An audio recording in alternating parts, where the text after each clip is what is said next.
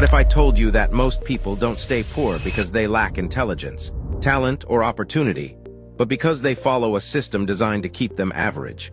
Why do some people work hard their entire lives and still struggle financially, while others build wealth faster than expected? And here's the real question. Is becoming rich actually rare, or are most people unknowingly making the same hidden mistakes? Today, we're breaking down the real reasons most people never become rich, backed by psychology, economics, and real-world examples. And some of these reasons might surprise you. Let's start with something controversial. Most people are taught how to work, but not how money works. Schools train students to become employees, not asset owners. According to financial literacy studies by the OECD, many adults cannot explain compound interest, inflation, or investment diversification. Here's the problem. If you don't understand money, you automatically trade time for it. And trading time for money has a limit, because time is limited. Ask yourself, why do doctors, engineers, and highly educated professionals sometimes struggle financially despite high salaries? Because income alone doesn't create wealth, ownership does. Rich people focus on acquiring assets. Most people focus on earning paychecks. Here's a fact many people never realize. A stable salary feels safe, but mathematically, it often slows wealth growth. Why? Because salary increases are linear, but wealth grows exponentially. Let me explain. If your salary increases 5% per year, your income grows slowly. But investments, stocks, businesses, or real estate compound over time. The S&P 500 has historically returned about 8–10% annually over long periods. Now think about this. Why do employees celebrate promotions while investors celebrate time?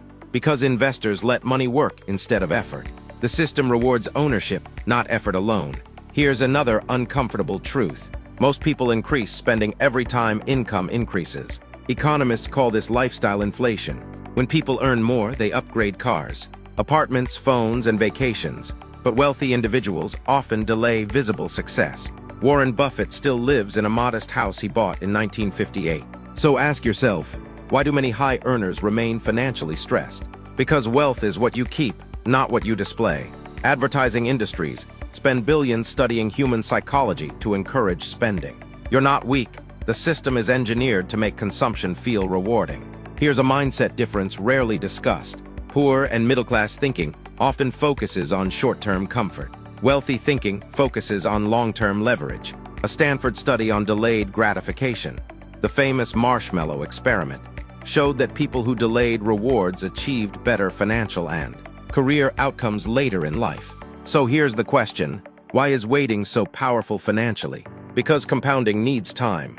Money invested early grows dramatically more than money invested later, even if the amounts are smaller. Time is the hidden multiplier of wealth. Most people believe rich individuals take huge risks, but reality shows the opposite.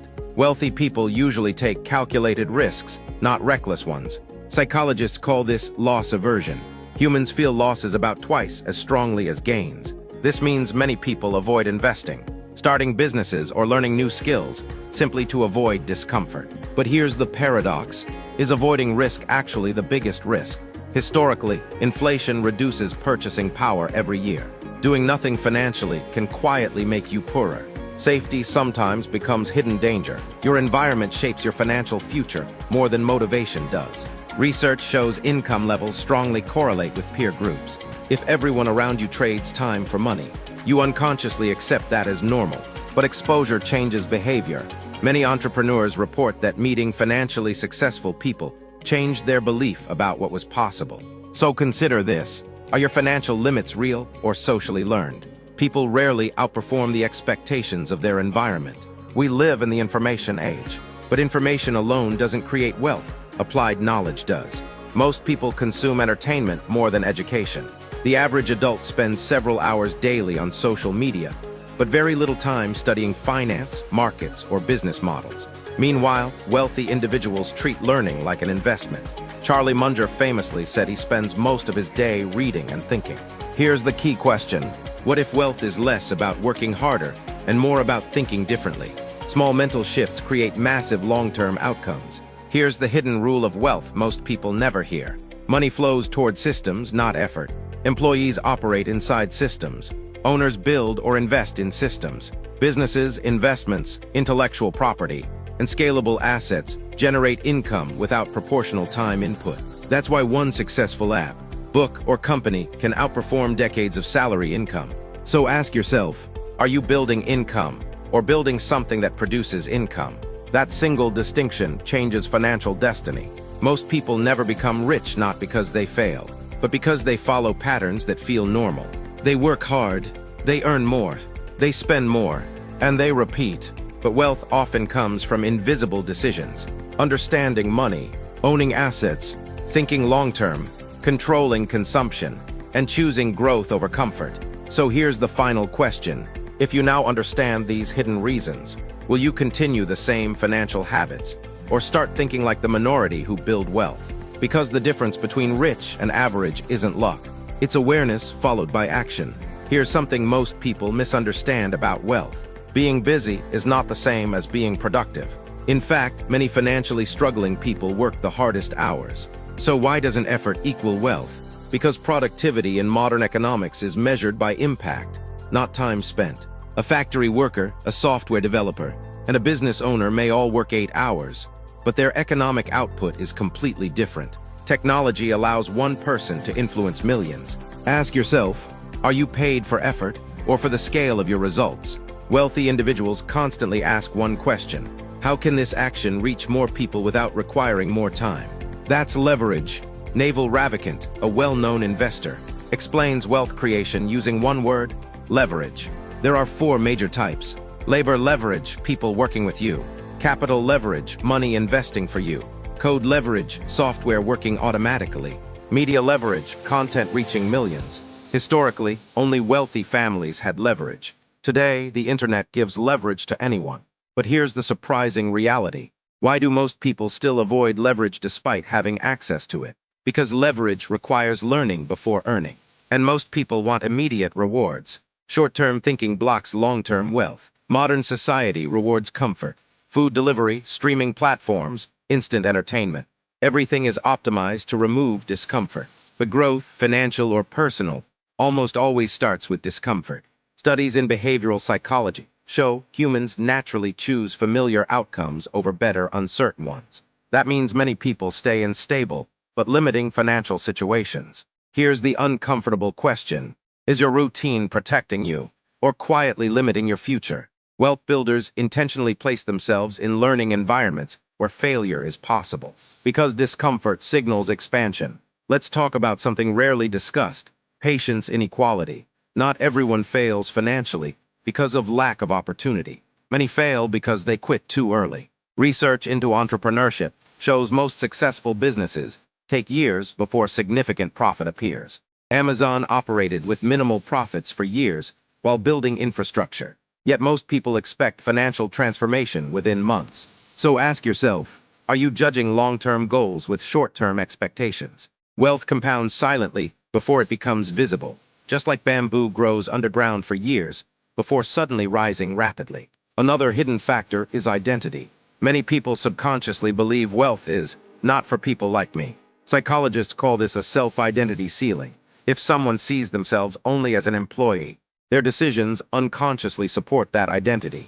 But wealthy individuals often redefine themselves early. They stop asking, how do I earn money? And start asking, how do I create value? Here's a powerful question. What financial identity are your daily actions reinforcing? Because behavior follows identity more than motivation. Today, attention is one of the most valuable resources in the world. Companies compete aggressively for your focus. Social media platforms are engineered using behavioral science to maximize screen time. The longer you scroll, the less time you spend building skills, assets, or opportunities.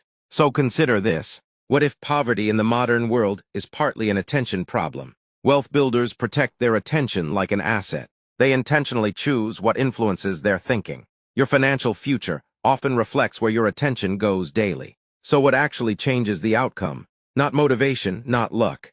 Strategy. Here's a simple framework used by many financially successful individuals. 1. Increase income skills first. 2. Convert income into assets. 3. Reduce unnecessary lifestyle inflation. 4. Reinvest consistently. 5. Build scalable systems. Notice something important.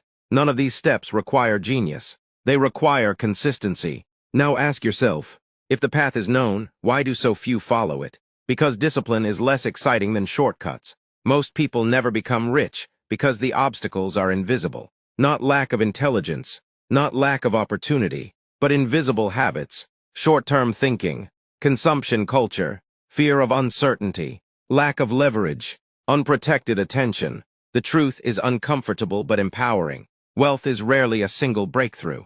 It is thousands of small decisions aligned in the same direction. And here's the final thought. 5 years from now, your financial life will mostly reflect the systems you choose today, not the goals you set. So the real question isn't, can anyone become rich? The real question is, are you willing to think differently long enough for results to appear? Because most people stop right before compounding begins. At this point, you might be wondering, if the path to wealth is already known, why doesn't everyone follow it? The answer appears again and again in some of the most influential financial books ever written. In The Richest Man in Babylon, one simple principle stands out. Pay yourself first, not after bills, not after expenses. First. The idea sounds simple, yet studies show most people save only what remains, which is often nothing. Here's the real question. Do people fail financially because they don't earn enough, or because they never build the habit of ownership? Wealth begins the moment money starts working before consumption begins. In the book Atomic Habits, James Clear explains that outcomes are the result of systems, not goals. This idea applies perfectly to money. Most people set financial goals like, I want to be rich, I want financial freedom, but wealthy individuals design systems, automatic investing, skill development routines, multiple income channels. So ask yourself, are you chasing results or building processes that create results automatically? A goal without a system creates temporary motivation. A system creates inevitable progress. Robert Kiyosaki's Rich Dad Poor Dad introduced a powerful distinction. Assets put money into your pocket. Liabilities take money out. Simple yet misunderstood. Many people buy things believing they are investments simply because they are expensive. But price does not equal value. A luxury car may signal success socially, but financially it often loses value immediately. Meanwhile, assets like businesses, investments, or intellectual property quietly grow. Here's the uncomfortable question. Are your purchases designed to impress others or to strengthen your future? Wealthy thinking focuses on cash flow, not appearance. Another idea repeated across financial literature is compounding. Not just money, behavior. Small decisions repeated daily reshape outcomes dramatically. Reading 10 pages per day equals about 15 books per year. Investing small amounts consistently often beats large but inconsistent investments. So why do people underestimate small actions? Because compounding is invisible at first. For a long time, nothing seems to change. Then suddenly, everything changes. Ask yourself, what small financial habit today could completely transform your life in 10 years? Here's a paradox. You now understand many principles of wealth, but understanding does not guarantee action. Psychologists call this the knowledge-action gap. People know exercise is healthy, yet many don't exercise. People know saving is important, yet many don't save. Why? Because behavior changes when identity changes.